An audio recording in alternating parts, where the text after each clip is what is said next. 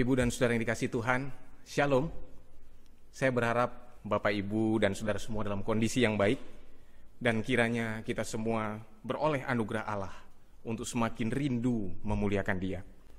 Mari bersama kita bangkit berdiri dan dengarkanlah panggilan ibadah. Efesus 1 ayat yang ke-22 hingga yang ke-23 berbunyi demikian. Dan segala sesuatu telah diletakkannya di bawah kaki Kristus, dan Dia telah diberikannya kepada jemaat sebagai kepala dari segala yang ada. Jemaat yang adalah tubuhnya, yaitu kepenuhan Dia yang memenuhi semua dan segala sesuatu. Bapak, Ibu, dan Saudara yang dikasihi Tuhan, kalau Kristus adalah kepala jemaat, maka seharusnya kita sebagai jemaat menundukkan diri dalam ketaatan kepadanya. Seluruh aspek hidup kita diberikan dan diarahkan kepada Sang Kepala. Kita bersyukur Kristus bukan seperti pemimpin-pemimpin di dunia ini. Dia adalah kepala yang mengasihi, menopang kita sebagai jemaatnya. Karena itu mari kita datang bersyukur akan kebaikannya, memperkatakan kebesarannya tak terbatas.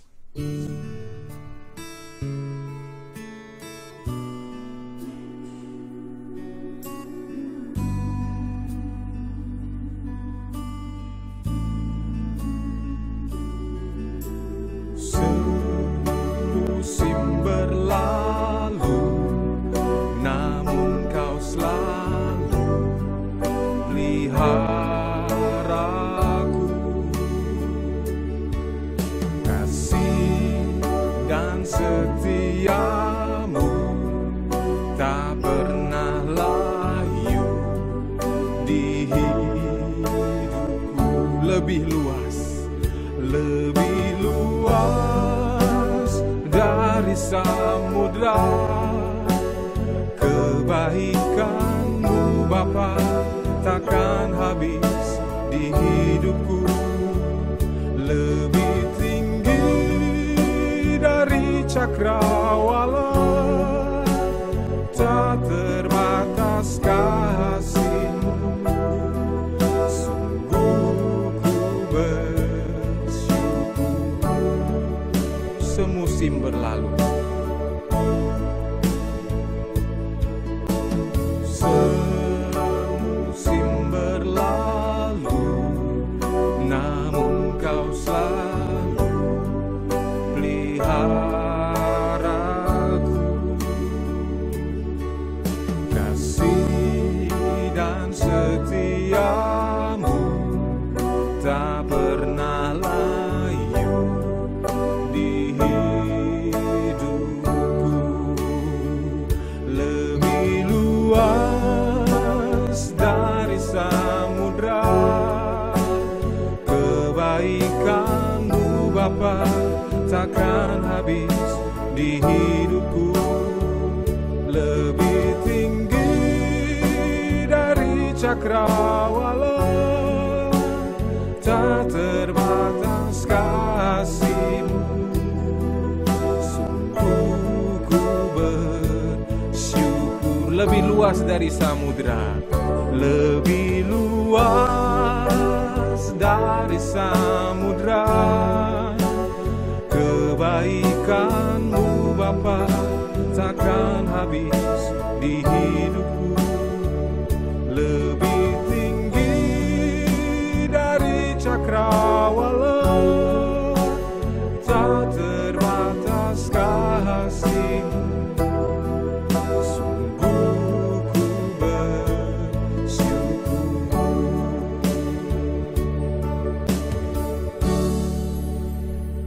Mari kita bersama-sama datang kepada Tuhan di dalam doa.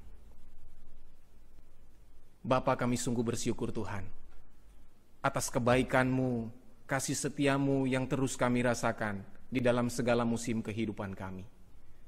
Sekalipun kehidupan kami, harus kami katakan bukan kehidupan yang mudah kami jalani, tetapi kami boleh menyaksikan saat ini sekali lagi Tuhan, bahwa Engkau sungguh Allah kami.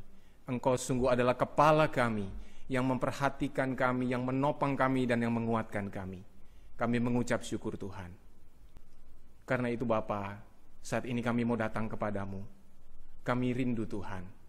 kami boleh sekali lagi belajar untuk fokus kepada Tuhan. Kami boleh sekali lagi mengarahkan hati, pikiran, dan seluruh hidup kami ke hadapan Tuhan. Kami merindukan Tuhan. Kami boleh terus menyukakan hati Tuhan. Kiranya Engkau berkenan Tuhan atas ibadah, atas pujian dan penyembahan kami. Terpujilah nama-Mu. Di dalam nama Tuhan Yesus Kristus kami berdoa dan mengucap syukur. Amin. Bapak Ibu dipersilakan untuk duduk kembali. Kita bersama-sama mendengarkan satu bagian dari firman Tuhan yang terambil dari Efesus pasal 2 ayat yang ke-14. Karena Dialah damai sejahtera kita, yang telah mempersatukan kedua pihak dan yang telah merubuhkan tembok pemisah, yaitu perseteruan. Bapak Ibu Saudara, karena Kristus, kita yang dahulu jauh boleh menjadi dekat oleh karyanya yang meruntuhkan kuasa dosa. Tetapi kenyataannya, dalam kerapuhan dan kelemahan kita masih seringkali jatuh di dalam dosa. Karena itu, mari kita datang mengambil momen ini, mengakui segala dosa dan pelanggaran kita di hadapan Tuhan. Dan biarlah kita kembali dengan komitmen yang teguh, bertekad untuk memberi diri, dipimpin ke jalan yang benar, seturut kehendak-Nya. Sucikan kami, oh Tuhanku.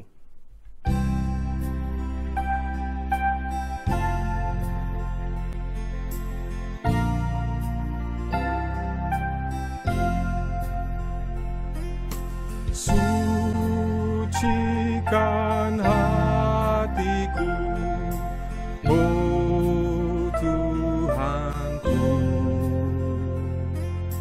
Semua ku serahkan kepadamu. Pimpinlah hidupku ke jalan yang benar. Sucikanku, oh Tuhanku. Sucikan hati kami Tuhan. Sucikan hatiku, oh Tuhanku. Ku mau turut selalu kehendak-Mu. Kaulah sahabatku yang pimpin hidupku. Sucikanku, oh Tuhanku. Mari saya undang Bapak Ibu untuk berdiri. Bersama-sama kita nyanyikan bait yang ketiga.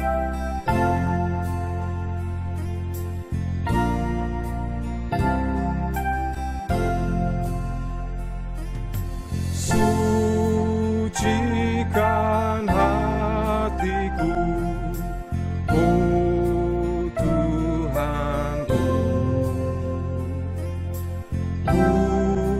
Ku akan melihat sri wajah-Mu.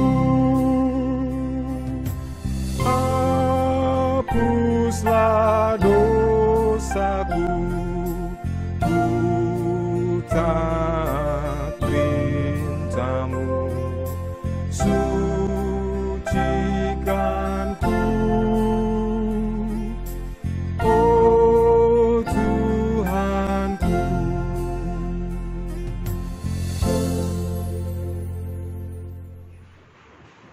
Mari saudara sekalian kita datang di hadapan Tuhan, kita mengaku dosa kita.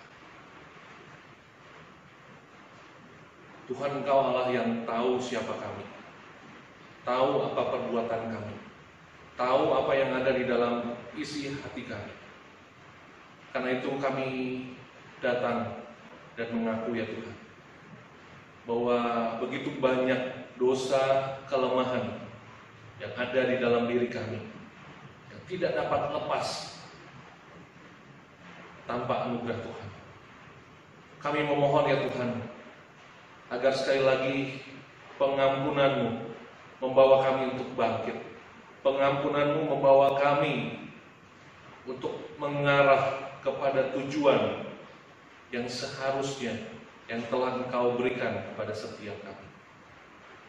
Dan biarlah kami terus dibawa di dalam kesadaran bahwa kami harus mengandalkan Tuhan, bahwa kami harus bersandar kepada Tuhan, karena tanpa Tuhan kami lemah, kami mudah terjatuh. Dan biarlah anugerah-Mu menopang kami kembali untuk berjalan di dalam jalan-Mu, untuk kembali ingat ada makna, ada tujuan yang Tuhan percayakan untuk kami jalan sebagai orang percaya. Terima kasih Tuhan, bangkitkan kami dan pimpin kami kembali. Hanya di dalam Kristus kami berdoa, kami memohon. Amin. Bapak Ibu, inilah janji pengampunan dosa yang terambil dalam Efesus pasal yang kedua ayat 15 sampai dengan 16.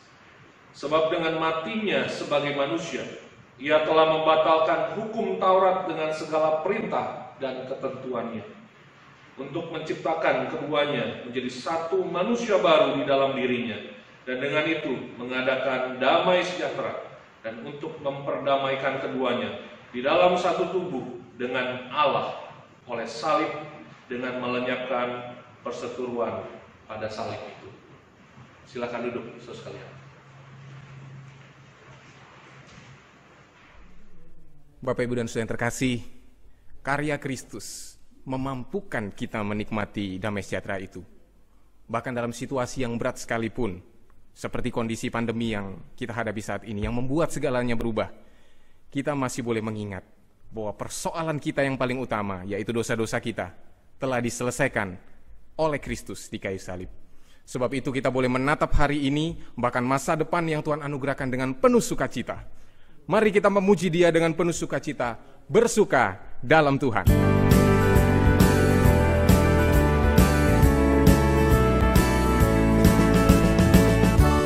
Hari ini, hari yang telah dijadikan Tuhan, mari kita bersuka.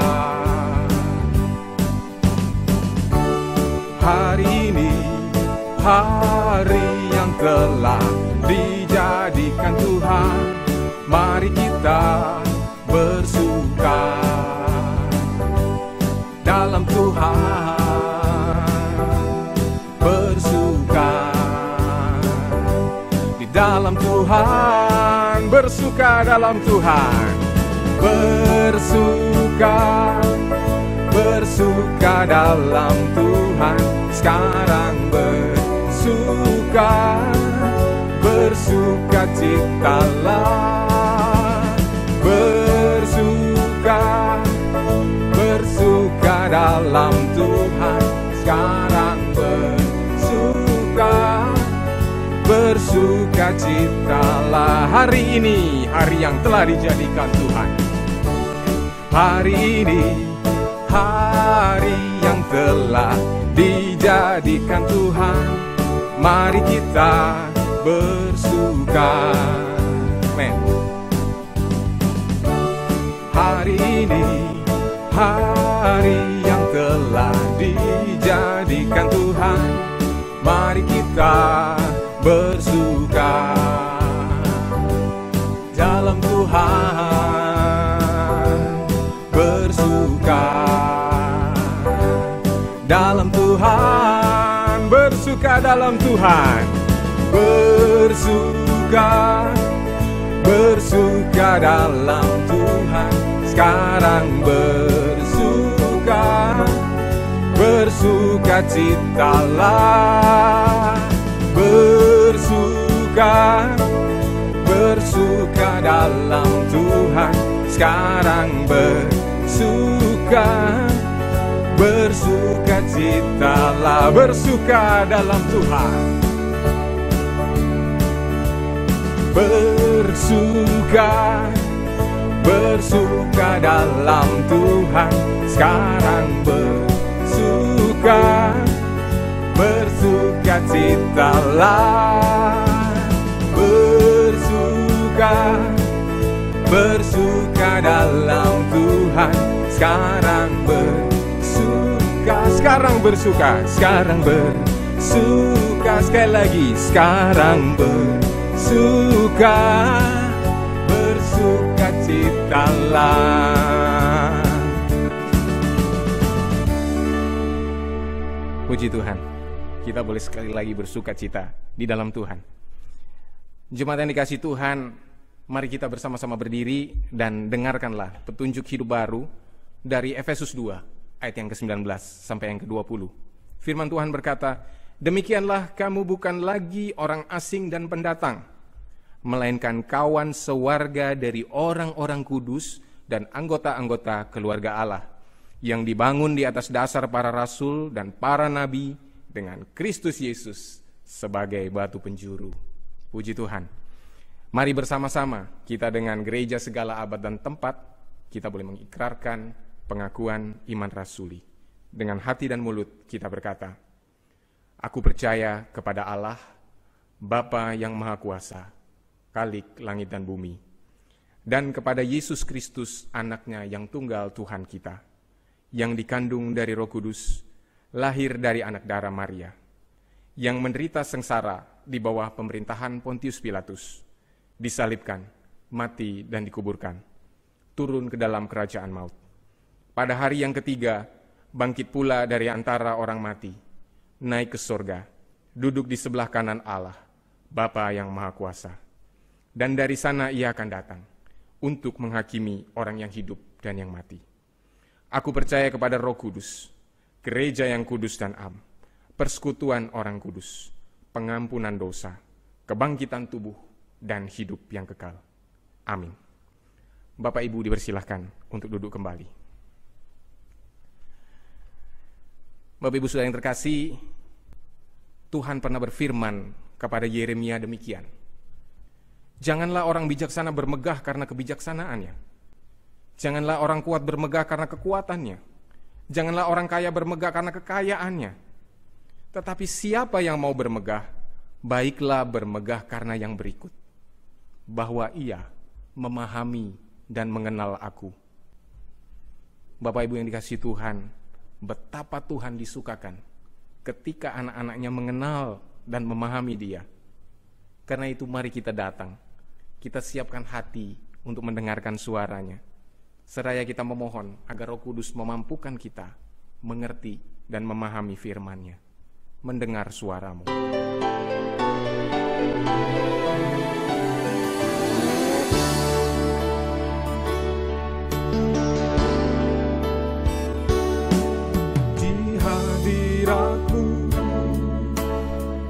Bersujud menikmati kehadiran-Mu, ku buka hati saat ini untuk mendengar suara-Mu. Firman-Mu Tuhan, firman-Mu Tuhan, ya sungguh benar, menerangi jalanku. Firman-Mu Tuhan membentuk hidupku, ku bersyukur padamu. Di hadirat-Mu, di hadirat-Mu ku bersujud menikmati kehadiran-Mu, ku buka hati saat ini untuk mendengar suara-Mu. Firman-Mu Tuhan, firman-Mu Tuhan, ya sungguh benar, menerangi jalanku. Firman-Mu Tuhan membentuk hidupku, ku bersyukur padamu. Di hadirat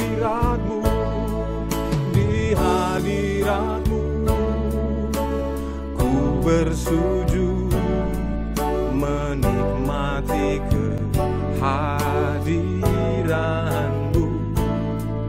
Ku buka hati saat ini untuk mendengar suara-Mu.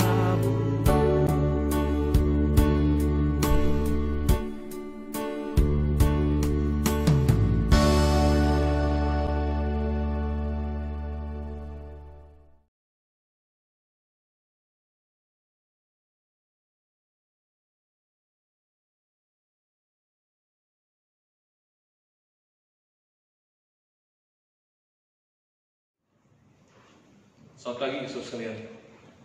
Saudara sekalian, mari kita sama-sama mendengarkan firman Tuhan. Kita sama-sama membuka Alkitab kita. Saya mengajak kita untuk melihat di dalam Efesus pasal yang kedua, ayat yang ke-11 sampai dengan 22. Efesus pasal yang kedua, ayat 11 sampai dengan 22, saya akan bacakan untuk kita sekalian. Lembaga Alkitab Indonesia memberikan judul perikop ini, dipersatukan di dalam Kristus. Karena itu ingatlah bahwa dahulu kamu sebagai orang-orang bukan Yahudi menurut daging, yang disebut orang-orang tak bersunat oleh mereka yang menamakan dirinya sunat, yaitu sunat lahiriah yang dikerjakan oleh tangan manusia.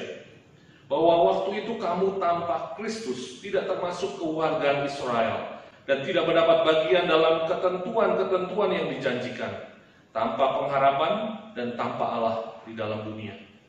Tetapi sekarang di dalam Kristus Yesus, kamu yang dahulu jauh sudah menjadi dekat oleh darah Kristus. Karena Dialah damai sejahtera kita, yang telah mempersatukan kedua pihak dan yang telah merubuhkan tembok pemisah, yaitu perseteruan. Sebab dengan matinya sebagai manusia, Ia telah membatalkan hukum Taurat dengan segala perintah dan ketentuannya, untuk menciptakan keduanya menjadi satu manusia baru di dalam dirinya, dan dengan itu mengadakan damai sejahtera, dan untuk memperdamaikan keduanya di dalam satu tubuh dengan Allah oleh salib, dengan melenyapkan perseteruan pada salib itu. Ia datang dan memberitakan damai sejahtera kepada kamu yang jauh, dan damai sejahtera kepada mereka yang dekat. Karena oleh Dia, kita kedua pihak dalam satu roh beroleh jalan masuk kepada Bapa.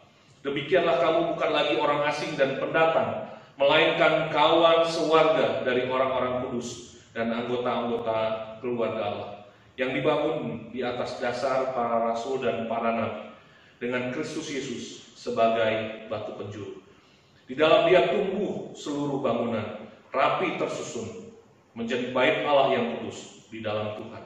Di dalam Dia, kamu juga turut dibangunkan menjadi tempat kediaman Allah di dalam.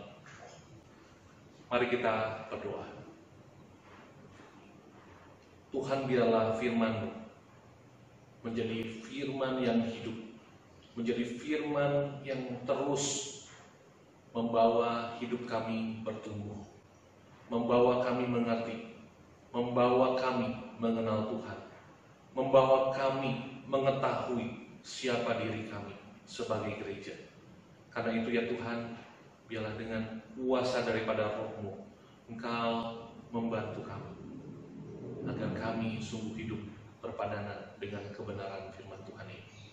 Di dalam Kristus kami naikkan doa permohonan kami. Amin.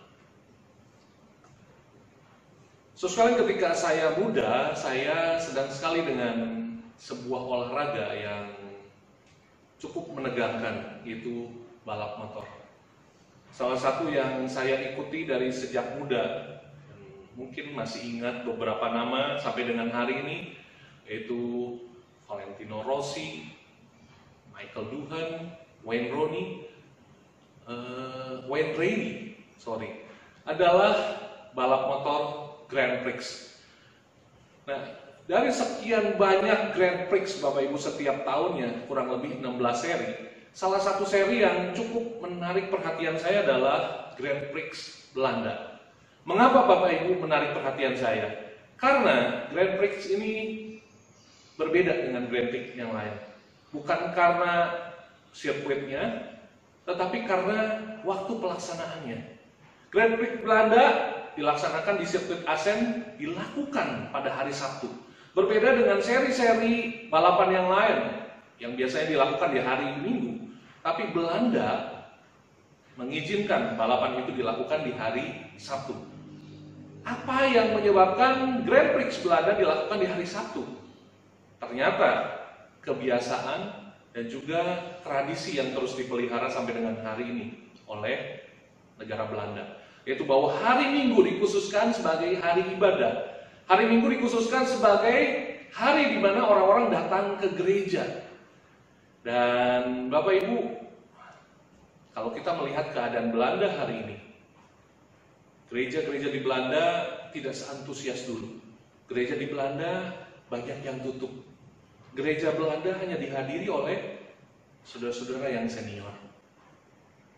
Di belahan lain, di barat, di Eropa juga, ada sebuah slogan yang mengatakan bahwa football is religion. Sepak bola adalah agama. Mengapa muncul slogan seperti demikian, Bapak Ibu? Karena orang-orang di sana, orang-orang di Inggris, orang-orang di Jerman, orang-orang di negara-negara Eropa, mereka mengkhususkan hari Minggu mereka untuk datang ke stadion. Mereka datang ke stadion untuk sama-sama menikmati pertandingan bola. Mereka sama-sama bersorak, mereka sama-sama melakukan chanting, mereka sama-sama mendukung kesebelasan favorit mereka. Dan itu menjadi sebuah tradisi, Bapak Ibu, sehingga akhirnya muncul slogan itu, football is a religion. Tetapi kalau kita perhatikan, di manakah orang-orang yang mengatakan berreligion, mereka orang-orang yang beragama, tapi apakah mereka datang ke gereja? Padahal negara-negara itu sebelumnya adalah negara-negara Kristen. Bagaimana peran gereja? Apa arti gereja bagi saudara-saudara kita di sana? Hari ini kita belajar mengenai gereja. Apa itu gereja, Bapak Ibu? Kalau kita belajar tentang gereja, kembali lagi kita pada firman Tuhan. Di sana dikatakan gereja seringkali disebut dengan eklesia, Bapak Ibu. Gereja adalah eklesia. Ya, kalau kita tanya ke saudara-saudara kita, gereja seringkali disebut adalah bangunannya. Oh, gereja anu, yang bangunannya seperti itu, yang bangunannya besar, yang bangunannya klasik. Atau ada orang yang ditanya, oh, gereja itu denominasinya ini, denominasinya itu. Dan kalau kita misalnya tanya kepada saudara-saudara kita yang non-Kristen, mereka ketika ditanya gereja, mereka akan menjawab, oh itu tempat ibadah orang-orang Kristen. Bapak Ibu, jawaban itu bisa. Tetapi sekali lagi mari kita sama-sama melihat ke dalam firman Tuhan. Di dalam Alkitab, kata yang digunakan untuk gereja ada dua, itu eklesia. Eklesia ini artinya ek dan kaleo.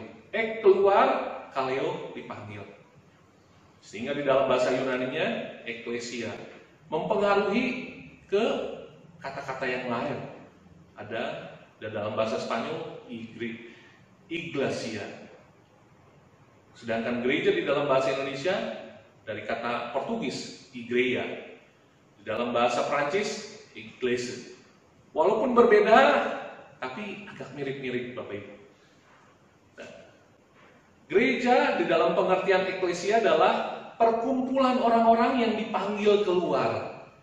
Kata ini digunakan juga di dalam perjanjian lama, Bapak Ibu. Di dalam khotbah Stefanus, terakhir di dalam Kisah Para Rasul pasal yang ke-7, dia menggunakan bahwa orang Israel adalah jemaat.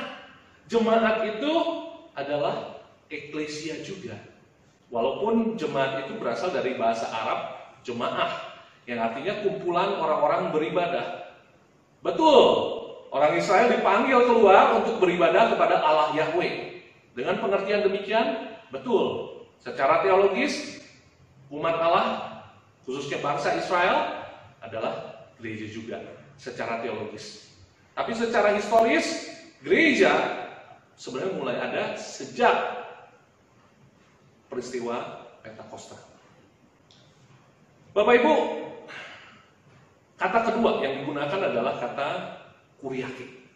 Kata di dalam bahasa Yunani kuriake, yang artinya adalah orang-orang yang terpanggil, terhisap kepada kurios. Sehingga akhirnya di dalam bahasa Inggris menggunakan kata church, dalam bahasa Belanda menggunakan kata kerk, di dalam bahasa Jerman Kirche. Itu berasal dari kata Yunani kuriake. Orang-orang yang terhisap kepada Sang Tuhan, terkumpul, mengaku tunduk kepada Sang Tuhan. Maka dengan pengertian seperti ini, Bapak Ibu, orang-orang yang dipanggil keluar, terhisap kepada Sang Kurios, maka saya percaya ketika Paulus menulis di dalam kitab Efesus pasal yang kedua, ayat 11 sampai dengan 22, dia menggambarkan bahwa gereja, orang-orang di Efesus pada waktu itu adalah orang-orang yang dipanggil keluar, terhisap kepada Kristus. Bapak Ibu, Paulus sengaja mengingatkan. Jadi ingatlah. Karena itu ingatlah bahwa dahulu kamu sebagai orang-orang bukan Yahudi. Paulus sengaja mengingatkan bahwa mereka yang tadinya bukan orang-orang Yahudi, yang artinya mereka adalah bukan umat Tuhan, tetapi karena anugerah Tuhan, mereka terpilih, masuk terhisap di dalam Tuhan itu sendiri. Mereka menjadi bagian gereja. Maka dengan pemahaman ini, saya akan masuk ke dalam pemahaman yang pertama. Saya mengatakan bahwa gereja adalah keluarga Allah. Gereja adalah himpunan orang-orang yang dipanggil keluar bersama-sama terhisap di dalam Kristus, Sang Tuhan, untuk kemudian hidup di dalam aturan Tuhan itu, di dalam aturan Kristus itu. Mereka mengalami anugerah Tuhan. Mereka adalah orang-orang yang tadinya berdosa, mereka yang tadinya hidup di dalam kegelapan, tetapi mereka dipanggil keluar, mengalami conversion, mengalami pertobatan, dan mereka hidup sebagai keluarga. Walaupun ada yang latar belakang non-Yahudi, tetapi mereka sama di hadapan Tuhan. Karena itu, mereka satu di dalam Tuhan. Tidak ada lagi pemisah di antara mereka. Orang Yahudi diatur hidupnya oleh hukum Taurat. Mereka ada yang dikhususkan sebagai imam, ada yang dikhususkan mengatur berperan seperti ini, seperti itu. Tetapi ketika berada di dalam Kristus, en Kristo, sebagai salah satu frasa penting, teologi penting di dalam kitab Efesus, maka mereka menjadi gereja, menjadi keluarga di dalam Tuhan. Bapak Ibu, ketika mereka masuk di dalam Tuhan, tidak ada lagi latar belakang atau status mereka yang dahulu, tetapi mereka punya status yang baru di dalam Tuhan, bahwa mereka adalah gereja, bahwa mereka adalah keluarga, bahwa mereka adalah kumpulan orang-orang yang sama-sama hidup di dalam aturan Kristus, dan Kristus menjadi kepala mereka. Mereka adalah bagian dari tubuh. Yang membedakan mereka hanya peran mereka. Bapak Ibu, pemisah itu sudah dihancurkan ketika mereka menerima Kristus sebagai Tuhan. Ketika dosa mereka diampuni, kematian Kristus memberikan kepada mereka dampak yang sangat besar. Bapak Ibu, ketika Kristus mati di atas kayu salib, ada sebuah fenomena yang menandai, yaitu ketika tabir bait Allah terbelah. Bapak Ibu, bait Allah dibagi menjadi 3 bagian. Bagian pertama adalah pekarangan atau foyer. Yang kedua adalah ruang kudus. Yang ketiga, ruang maha kudus. Bapak Ibu, pelataran adalah tempat bagi orang-orang non-Yahudi yang percaya kepada Yahweh. Orang-orang non-Yahudi, bangsa-bangsa lain. Bapak Ibu, kalau kita membaca, kita akan menemukan bahwa ada bangsa-bangsa lain juga yang percaya kepada Allah Yahweh. Sida-sida dari Ethiopia termasuk salah satunya. Nah, ketika mereka datang ke Yerusalem, mereka beribadah di bait Allah. Bangsa-bangsa non-Yahudi itu yang percaya kepada Allah Yahweh, yang disebut sebagai proselit, mereka hanya boleh sampai dengan pelataran. Mereka menyembah Allah sampai dengan pelataran itu. Berbeda dengan orang Yahudi. Orang Yahudi boleh masuk sampai ruang kudus. Mereka boleh menyembah Allah di sana, mengalami hadirat Tuhan di sana. Yang membedakan mereka boleh masuk ke ruang Maha Kudus adalah orang-orang yang dipilih Tuhan menjadi imam. Dipercayakan menjadi imam, dan hanya ketika mereka bertugas, setahun sekali mereka boleh masuk ke ruang Maha Kudus. Mereka mempersiapkan diri, dan kemudian mereka boleh masuk melaksanakan tugas mereka. Tetapi ketika Kristus mati, Bapak Ibu, tabir itu terbelah. Tabir yang sebenarnya terbuat dari kain yang sangat tebal, terbelah. Itu menandakan bahwa tidak ada lagi perbedaan antara Yahudi dan non-Yahudi. Tidak ada lagi perbedaan antara mereka yang dipilih, dipercayakan untuk masuk ruang Maha Kudus, untuk melaksanakan tugas mereka, tapi semua orang boleh sama-sama. Mereka adalah imamat yang sejati di hadapan Tuhan. Mereka boleh mengalami anugerah Tuhan, bersama-sama menikmati Tuhan, beribadah kepada Tuhan. Dan itulah konsep gereja, Bapak Ibu. Tidak ada lagi perbedaan, tidak ada lagi tembok pemisah. Walaupun manusia berdosa seringkali membuat pemisahan itu. Didasarkan ego, didasarkan kesombongan. Mereka seringkali menganggap mereka lebih tinggi, mereka lebih mampu dari yang lainnya. Dari bangsa lain atau dari kelompok yang lainnya. Tetapi di dalam gereja, Tuhan mengatakan bahwa kita sama. Kita adalah keluarga. Kita adalah warga. Dan Tuhan ingin agar semangat itu mempersatukan kita. Kesadaran bahwa kita gereja adalah keluarga Allah, maka membawa kita untuk sama-sama hidup di dalam satu keharmonisan, di dalam satu kesatuan, di dalam satu kebersamaan, membangun sebuah persekutuan yang indah satu dengan yang lain. Kita melihat apa yang terjadi di Amerika beberapa waktu ini. Kerusuhan rasial terjadi di mana-mana. Apa yang diperjuangkan oleh Martin Luther King di tahun 60-an dengan sebuah puisi I Have a Dream. Dia sempat, mungkin orang-orang Amerika mungkin sempat senang ketika Barack Obama terpilih sebagai presiden berkulit hitam pertama. Tetapi ternyata itu adalah bom waktu yang tersimpan. Sampai dengan hari ini banyak sekali kerusuhan terjadi. Bahkan malah dahulu ada gereja-gereja yang walaupun pengajaran firman Tuhan yang baik, tetapi mereka pro terhadap perbedaan manapun. Sekali lagi itu menyalahi apa yang dikehendaki Tuhan, yaitu bahwa gereja adalah keluarga Allah. Tidak ada perbedaan satu dengan yang lain. Gereja dipersatukan untuk satu persekutuan, untuk sama-sama menikmati persekutuan yang indah satu dengan yang lain. Bapak Ibu, pengertian gereja yang kedua. Gereja memiliki Kristus sebagai dasar. Gereja memiliki Kristus sebagai fondasi. Bapak Ibu, Paulus menggunakan ilustrasi penggambaran bangunan. Pengerjaan fondasi, Bapak Ibu, seringkali adalah pengerjaan yang tidak terlihat. Tetapi itu pengerjaan yang penting, Bapak Ibu. Penting kenapa? Karena akan menentukan betapa kuat atau berlangsung berapa lama bangunan itu. Tapi seringkali itu juga diabaikan, Bapak Ibu.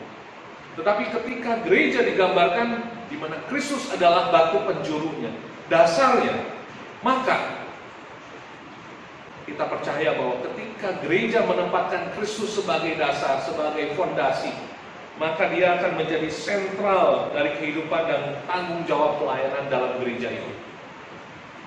Setiap pemberitaan firman Tuhan selalu Kristosentris. Dan Kristus selalu menjadi acuan, panduan dalam kehidupan orang-orang percaya. Kehidupan setiap warga gereja. Bapak Ibu, ketika bangunan itu kuat, saya percaya itu ditentukan oleh fondasi yang kuat dan juga tentunya ada keteraturan, ada disiplin ketika mengerjakannya bersama-sama. Ketika di dalam ayat yang ke-21, Bapak Ibu, Ayat 21 di sana dikatakan Paulus menggunakan penggambaran bahwa bangunan itu kuat, rapi dan teratur itu karena ada disiplin. Setiap warga gereja harus membangun dengan disiplin. Membangun dirinya sebagai gereja dan juga membangun kehidupan bergereja secara disiplin juga, secara teratur juga. Keteraturan akan membuat gereja berada di dalam satu kondisi yang sehat, satu kondisi yang baik, sehingga gereja menjadi tempat yang layak. Bapak Ibu, mengapa harus disiplin? Disiplin ini adalah kata yang erat sekali dengan kata murid, disciple. Disiplin and disciple. Tanpa disiplin tidak mungkin akan menjadi murid. Tanpa disiplin tidak mungkin mendapatkan sebuah form, sebuah bentuk kerohanian yang baik. Karena itu disiplin menjadi ciri khas di dalam gereja. Dan ketika kita menempatkan gereja di mana dasarnya adalah Kristus, maka disiplin itu harus ada. Kedisiplinan rohani harus menjadi bagian dari gereja. Setiap kita harus membangun hidup kita di dalam disiplin. Dan juga segala aturan dalam gereja diterapkan secara disiplin. Karena itu salah satu indikator gereja sehat atau tidak dilihat apakah gereja menerapkan disiplin juga. Bapak Ibu, ada disiplin-disiplin yang menjadi tanggung jawab setiap kita, warga gereja. Membaca firman, bermeditasi, berpuasa, banyak. Ada disiplin-disiplin harusnya menjadi formasi di dalam kehidupan kita. Dan itu akan menentukan kekuatan gereja. Ketika kita berbicara tentang Kristus adalah fondasi, maka hidup kita harus serupa dengan Kristus. Dasar hidup kita adalah Kristus.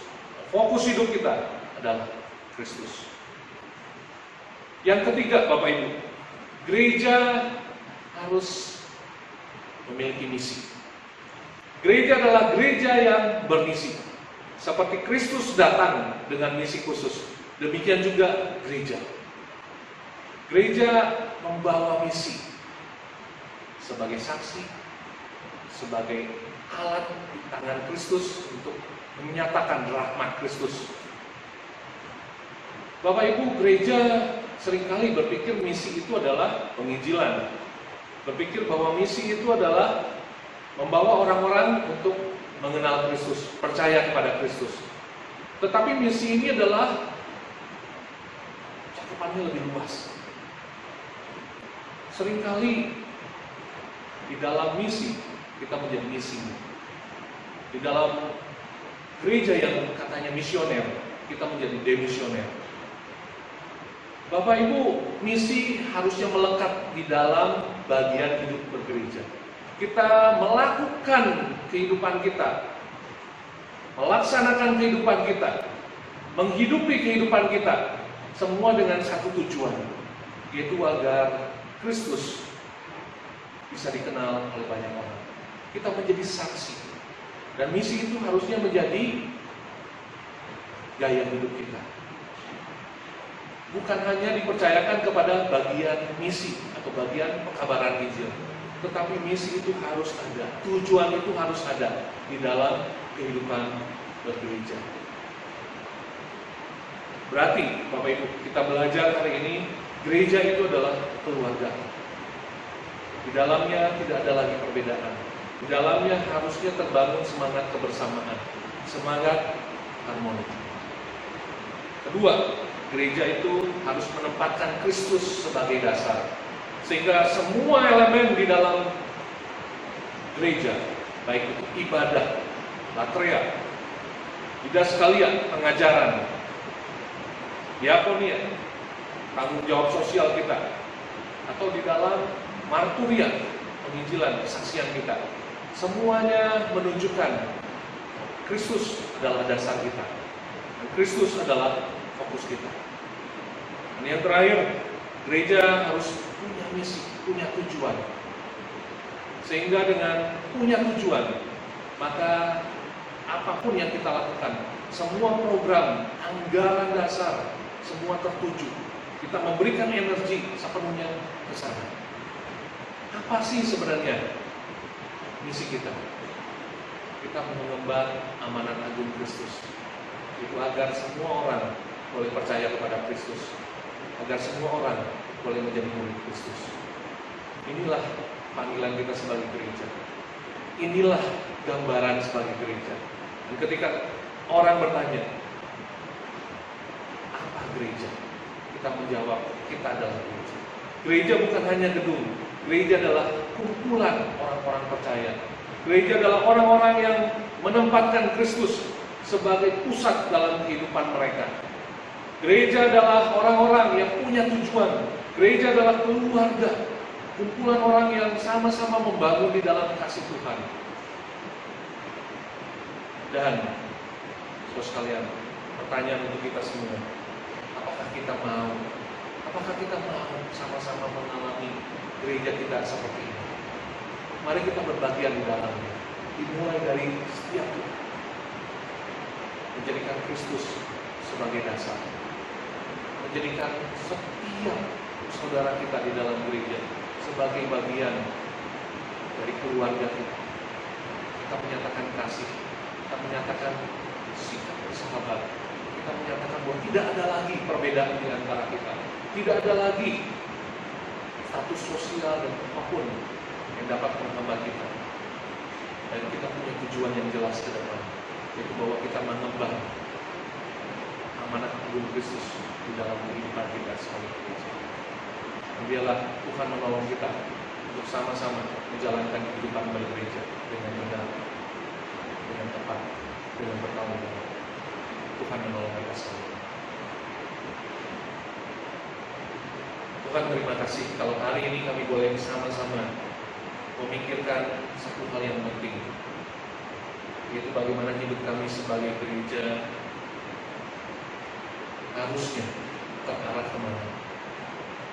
Kami mengerti kami adalah bagian dari gereja Tuhan, bagian dari keluarga Allah. Karena itu biarlah apa yang kami lakukan adalah menunjukkan bahwa kami adalah bagian dari keluarga itu. Kami rindu ya Tuhan, kami terus dipersatukan di dalam Kristus. Kami terus memfokuskan diri kami kepada Kristus, dan memfokuskan juga kepada tujuan Kristus dalam diri setiap kami. Dan biarlah kami selalu ingat bahwa kami dipanggil keluar untuk satu tujuan yang jelas, untuk satu semangat kebersamaan yang sama-sama untuk membangun daripada gereja. Terima kasih Tuhan, pimpin kami semua, bawa kami semua menjadi bagian dari gereja yang benar dan bertanggung jawab. Dalam Kristus kami berdoa. Amin. Bapak Ibu sekalian, sesaat lagi kita akan diberikan kesempatan untuk memberikan persembahan. Dan kita akan menyanyikan lagu Tidak Dengan Tangan Yang Hampa sambil memberikan persembahan kita. Tapi ada satu hal yang menarik yang saya amati dari bagian lirik lagu ini, khususnya pada bagian refnya, yang berbunyi demikian: segala yang kumiliki, semuanya daripadamu, kan kubawa persembahanku, yang terbaik hanya bagimu. Bapak Ibu, mari saya ajak kita semua untuk pikir baik-baik sebelum kita memberikan persembahan yang sudah kita siapkan. Adakah sungguh kita memberikannya dengan hati yang tulus dan dorongan untuk memberi yang terbaik untuk Tuhan? Mari kita sungguh-sungguh pikirkan, renungkan, dan dengan jujur berdoa kepada Tuhan, memohon supaya Tuhan mendorong kita dan memampukan kita untuk terus memberi, mempersembahkan yang terbaik dari seluruh hidup kita untuk menyenangkan Tuhan, tidak dengan tangan yang hampa.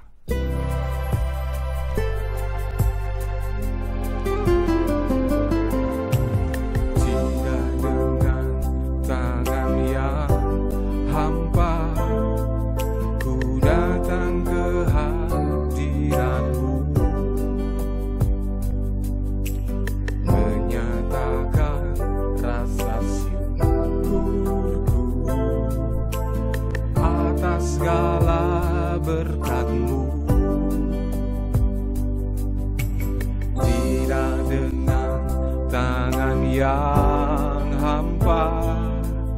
ku sujud menyembah-Mu,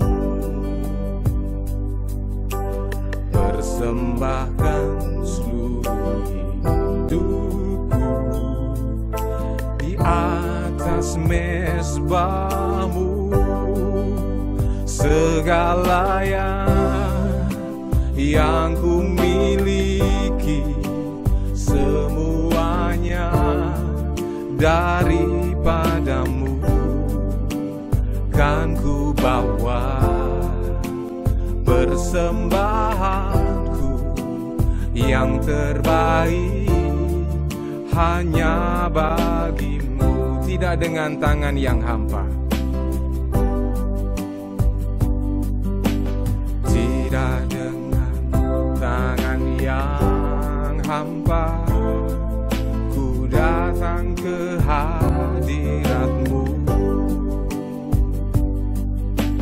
menyatakan rasa syukurku atas segala berkat-Mu,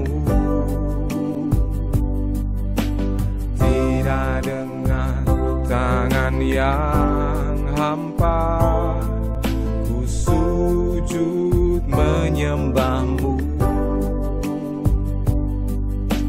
persembahkan seluruh hidupku di atas mezbah-Mu.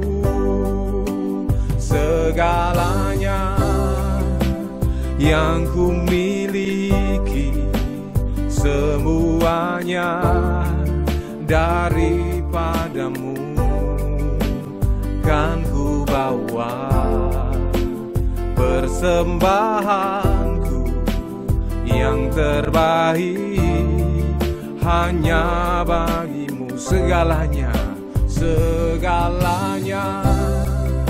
yang ku miliki, semuanya daripada-Mu, kan ku bawa persembahanku yang terbaik hanya bagi-Mu. Mari kita bersama-sama berdoa. Dengan pengertian inilah Tuhan, kami datang menghadap Tuhan. Kami menyadari bahwa semua yang ada dalam kehidupan kami adalah milik Tuhan dan adalah anugerah Tuhan. Kalau kami boleh memiliki satu barang kepunyaan, kami sadar Tuhan memberikan tanggung jawab kami untuk mengelola setiap sumber daya yang Tuhan percayakan. Oleh karena itu Tuhan, sebagaimana dengan lirik lagu yang kami nyanyikan, kami sungguh merindukan setiap waktu, setiap saat kami belajar memberi yang terbaik untuk Tuhan. Persembahkan kehidupan kami seutuh dan sepenuhnya untuk menyenangkan Tuhan. Terima kasih Bapa, kiranya Engkau berkenan atas persembahan hidup kami dan nama-Mu dipermuliakan. Terpujilah Engkau Bapa, di dalam nama Tuhan Yesus kami berdoa dan mengucap syukur. Amin. Selamat pagi Bapak Ibu yang dikasihi Tuhan. Saya pada pagi hari ini ingin memberikan satu pengumuman yang perlu juga kita doakan bersama-sama, yaitu gereja sedang memikirkan untuk membuka ibadah secara offline atau secara konvensional, tentunya dengan memperhatikan beberapa protokol kesehatan yang sudah ditetapkan oleh pemerintah ataupun oleh Sinode GKY. Karena itu, mari saya mengajak kita doakan, kemungkinan bulan Juli atau Agustus kita akan membuka ibadah secara offline atau secara konvensional ini. Doakan segala sesuatu yang sedang dipersiapkan oleh tim atau oleh pengurus supaya betul-betul kita dapat melaksanakan dengan baik, dengan menjaga aturan kesehatan yang ketat, sehingga waktu kita menjalankan ini semuanya tetap berlangsung dengan baik, tertib, dan juga berlangsung dengan aman dari penyebaran virus COVID-19 ini. Yang kedua Bapak Ibu, saya mengajak kita juga mendoakan untuk proses pergantian gembala dari saya kepada GI Tatang. Kita akan melaksanakannya nanti minggu yang akan datang, tanggal 12 Juli. Kami sangat memohon dukungan dari Bapak Ibu sekalian supaya proses ini dapat berjalan dengan lancar dan dengan baik. Dan saya percaya di dalam proses ini ada rencana Tuhan yang indah yang Tuhan sedang siapkan untuk GKY Cibubur. Mari bersama-sama saya mengajak kita berdoa. Kami datang ke hadapan Tuhan. Kami berdoa untuk proses persiapan yang sedang dikerjakan oleh tim dan juga oleh pengurus GKY Cibubur untuk membuka ibadah secara offline atau ibadah secara konvensional Tuhan. Kami tahu Tuhan ini satu pekerjaan yang tidak mudah, tetapi biarlah Tuhan Engkau sendiri yang memberi hikmat, memberi pertolongan kepada tim yang sudah ditunjuk atau sudah dibentuk untuk mempersiapkan segala sesuatunya dengan teliti, dengan detail, memperhatikan protokol-protokol kesehatan yang ditetapkan oleh pemerintah maupun oleh Sinode GKY. Kami mohon Tuhan, Engkau sendiri yang menolong kami sungguh-sungguh dapat menjaga semuanya Tuhan. Di dalam pengaturan-pengaturan protokol yang ketat yang boleh waktu kami adakan ibadah ini, kami boleh adakan ibadah ini dengan baik dan bukan hanya dengan baik tapi juga dengan aman. Karena itu sungguh kami mohon pertolongan-Mu Tuhan. Kami mohon kemurahan-Mu. Kami akan merencanakan di dalam bulan Juli atau Agustus ini kami akan memulainya, tapi sungguh-sungguh beri hikmat kepada kami. Karena itu mohon pimpinan-Mu Tuhan. Kami juga berdoa secara khusus untuk pergantian gembala dari saya kepada guru Injil Tatang Tuhan. Kami akan mengadakan proses serah terima tanggal 12 Juli minggu depan. Biarlah Engkau sendiri yang memimpin Tuhan. Kami tahu ada rencana-Mu Tuhan di dalam proses-proses ini bagi gereja-Mu untuk semakin bertumbuh dewasa di dalam Engkau. Karena itu pimpinlah semuanya dapat berjalan lancar, berjalan dengan baik. Karena itu Tuhan, dengarkanlah seru doa kami. Kami berdoa di dalam nama-Mu Tuhan kami Yesus Kristus, Tuhan yang hidup. Amin. Jemaat yang dikasihi Tuhan, dengarkanlah berita pengutusan terambil dari Efesus pasal 4 ayat 15. Tetapi dengan teguh berpegang kepada kebenaran di dalam kasih, kita bertumbuh di dalam segala hal ke arah Dia, Kristus yang adalah kepala. Mari bersama-sama saya undang kita bangkit berdiri, kita menaikkan doksologi.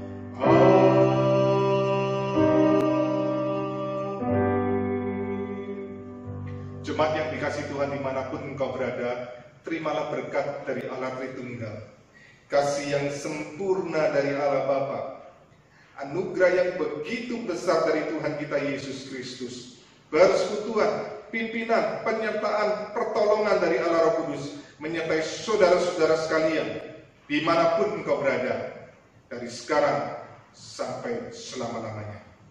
Amin.